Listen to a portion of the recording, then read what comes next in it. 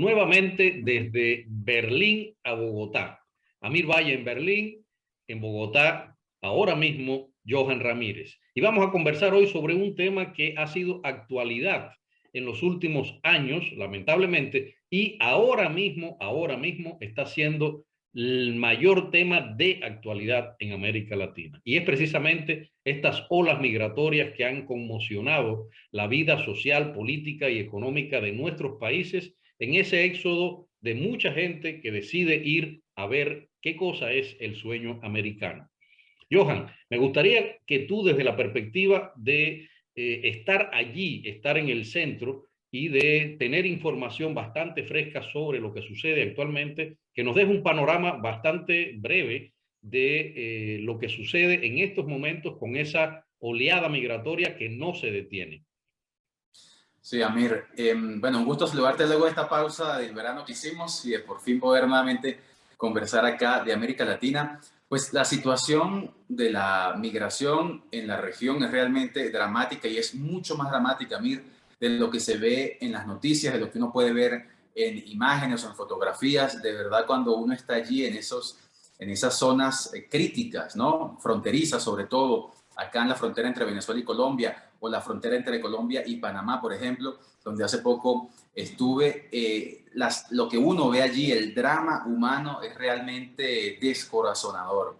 Hay familias enteras que vienen recorriendo toda Sudamérica, cruzando a pie, en bus, cruzando fronteras de forma ilegal y siendo víctimas de todas las mafias de tráfico de personas, porque es fácil decir, no, el tráfico de personas en la frontera entre Colombia y Venezuela, ¿no? Y unos puntuales. Esta es una realidad y es una mafia que se extiende por toda América Latina para cruzar la frontera entre Chile y Perú, entre Perú y Ecuador, luego Colombia y Ecuador, es decir, y luego subiendo por toda Centroamérica hasta llegar a Estados Unidos.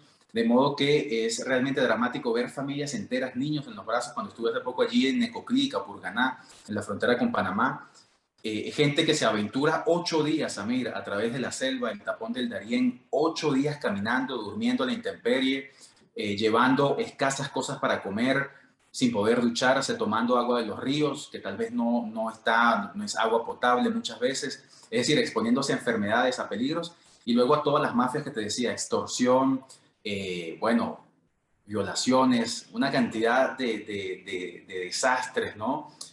Y eso a la vista de las autoridades, Amir, de modo que...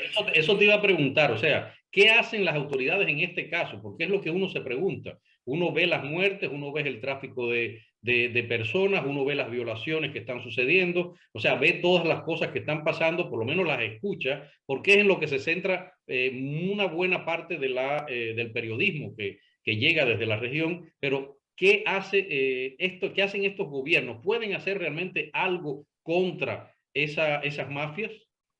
Podrían hacer todo, Amir, contra las mafias si quisieran. ¿Qué hacen? Desde mi punto de vista, dar discursos, ¿no? Ofrecer declaraciones y cartas de buenas intenciones, ¿no? Diciendo que van a luchar contra el tráfico de personas, pero en realidad me parece que hacen muy poco. Mira, hace poco más de un mes estuve allí en la frontera entre Colombia y Panamá.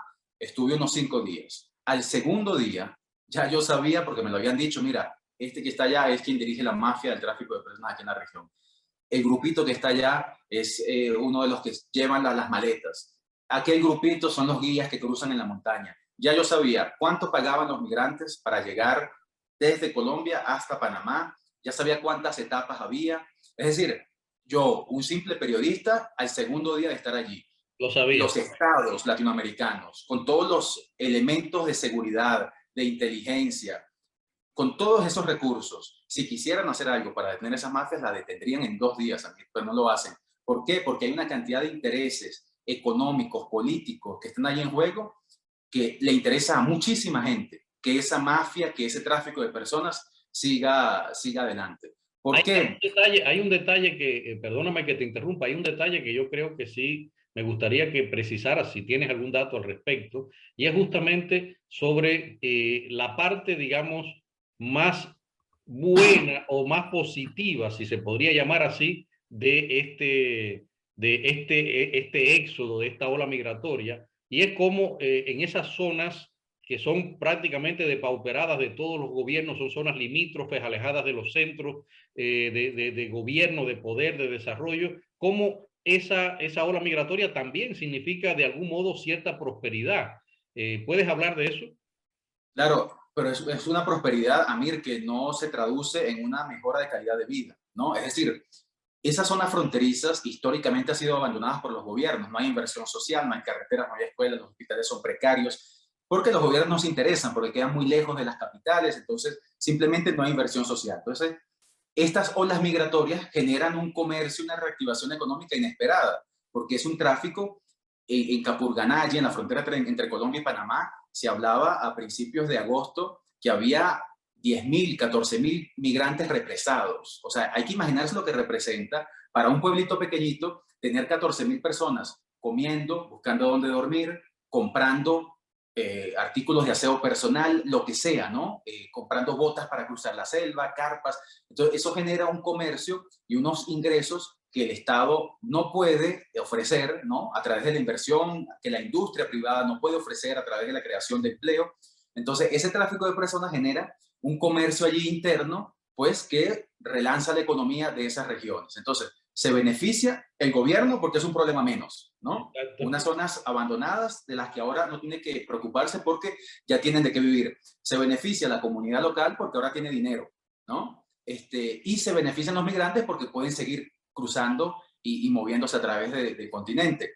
Pero, ¿por qué te decía que es una prosperidad que no tiene unas consecuencias en la calidad de vida? Porque igual tú ves que esos muchachos que reciben por cargar maletas, reciben dinero o por ser guías, igual tú los ves tomando ron en las esquinas, igual tú ves que los pueblos siguen siendo pobres porque no hay, es decir, no hay la idea de que, bueno, gané dinero y esto entonces lo invierto o genero algo o voy a estudiar o qué sé yo.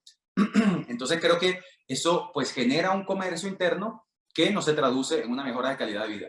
Pero, y por eso te decía, Mir, que esa es una realidad que se repite en todas básicamente en todas las fronteras del país, porque del continente, porque ahora, por ejemplo, en México, en Tapachula, se habla de que hay 40.000 migrantes represados allí. Otros dicen que son 10.000. He estado conversando con migrantes que conocí en Capurganá y que ahora están allá en México, que me dicen que hay 200.000, ¿no? ¿Cuál es la cifra real? Eso es muy difícil de saberlo porque a las autoridades se les sale de control, ¿no? Lo mismo pasaba acá en Colombia.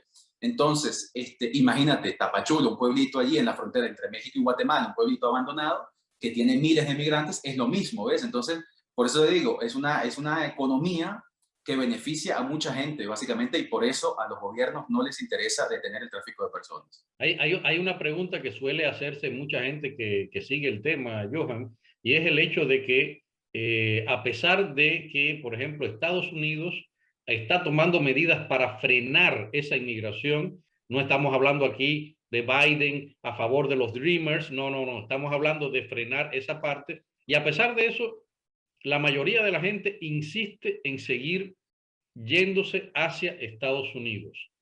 Eso cuando tú conversas, por ejemplo, con los migrantes, en tu experiencia como periodista, ¿has tenido la posibilidad de catar de algún modo por qué insisten en esa posibilidad sabiendo que quizás no lleguen? Sí, y es una pregunta que les hago todo el tiempo y es una pregunta que me responden y que yo no logro entender. Simplemente es el gran sueño de ir a Estados Unidos, de vivir allá, de conseguir una vida mejor. Yo creo que lo sorprendente, Amir, es que muchos de esos migrantes no saben que no van a poder entrar a Estados Unidos. Parece increíble, pero no saben que una vez que lleguen se van a encontrar con una patrulla fronteriza que los detiene y que los deporta. Y no lo saben. Muchos no saben que cuando lleguen a la frontera entre Colombia y Panamá se van a enfrentar con el tapón del Darién, que es una selva de 8 días, y no lo saben. Y llegan allí y uno se los dice, les pregunto, oye, ¿no te da miedo meterte ahora al tapón del Darién 8 días? Y te dicen, ¿qué? 8 días. Pero si me dijeron que era un día, ¿ves? Entonces hay una falta de información. Muchos no saben todas las mafias que hay en toda Centroamérica. Entonces creo que es pues falta de conocimiento de la región, ignorancia, falta de información, ingenuidad en muchos. Entonces eso por un lado. Por otro, creo que cuando alguien está dispuesto a enfrentarse, luego que se lo dice, ¿no? Que le dice, no, son 8 días a través de la selva. Luego que le dices, en Centroamérica y todas estas mafias, en México también, cuando lleguen a Estados Unidos, probablemente no van a pasar. Aún así, que estén dispuestos a hacerlo, hay que imaginarse lo que estaban viviendo en sus países que están dispuestos a hacer esto para tener una vida mejor, ¿no? Es decir, si quieren hacer esto, es porque en sus países estaban mucho peor. Mucho peor. Y ese es el gran problema de base.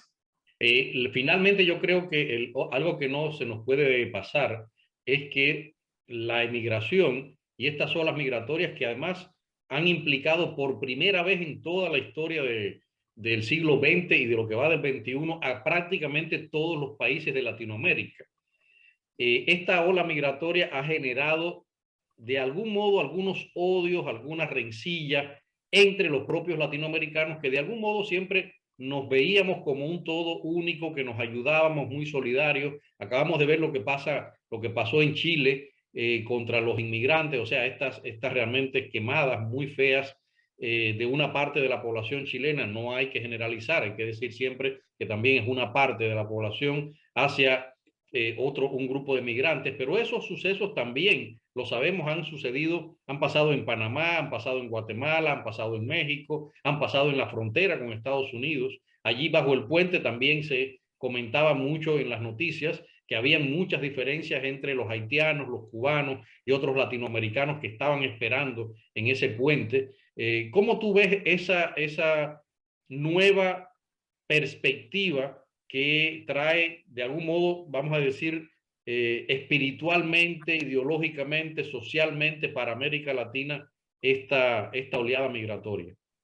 Sí, yo creo que allí hay dos cosas básicamente. Por un lado, desconocimiento del drama humano, ¿no? Lo que te decía justamente antes. Cuando la gente entiende que esos migrantes no están allí porque simplemente quisieron ir a recorrer el mundo, ¿no? Y cambiar de aires, sino porque estaban obligados a dejar un país que falló, que no les ofrece ningún tipo de futuro y que prefieren entonces embarcarse en unas travesías de 60 días, de 90 días, caminando a través de todo un continente para buscar un futuro mejor. Cuando entiendes ese drama humano, creo que allí la xenofobia no tendría lugar, ¿no? Porque no es una elección personal. Es decir, el país en el que tuvieron el infortunio de nacer simplemente los obligó, ¿no? A irse. Entonces creo que reconocer eso debería eliminar todo ese tipo de barreras, ¿no? Y por otro lado, creo que, de nuevo te digo esto, ¿no? Creo que a los gobiernos y a ciertos grupos les conviene esas olas migratorias porque se convierten en el chivo expiatorio. Es decir, la inseguridad es el problema de los migrantes. Son los venezolanos, son los haitianos. Entonces, ¿ves? No es que el Estado ha fallado, no es que los cuerpos de seguridad y que la policía no funciona, no es que el presupuesto para la seguridad se desvió con otros fines y por eso no hay seguridad en las calles. No, es que son los venezolanos los que están robando, son los haitianos, es porque son los mexicanos. Entonces se convierte en ese chivo expiatorio que le sirve a todo el mundo. Entonces eso desgraciadamente genera también esas olas de xenofobia. Entonces, pues te digo, es un gran drama que beneficia a mucha gente y en el que básicamente el gran perdedor son estos migrantes que no tienen otra alternativa. Exactamente. Bueno, Johan, muchas gracias por este tema. El tema, por supuesto, es mucho más amplio, pero por lo menos hemos abordado algunas de las aristas que nos parecen más interesantes. Estas aristas que tienen que ver con esos cambios que ha provocado esta ola migratoria, que repito, no es nueva, pero en los últimos tiempos está tomando una fuerza realmente inusitada, una fuerza inexplicable en muchos casos. Y lo importante es que por lo menos podamos hablarlo y decir algunas de las cosas que nos parecen más curiosas, más preocupantes, más alarmantes aquí en América a dos voces, desde Bogotá, Johan Ramírez, y acá en Berlín, Amir Valle. Si te ha gustado este video, suscríbete al canal, comparte con tus amigos en las redes sociales y activa la campanita de las notificaciones para que te avisemos cuando publiquemos un nuevo video. Muchas gracias.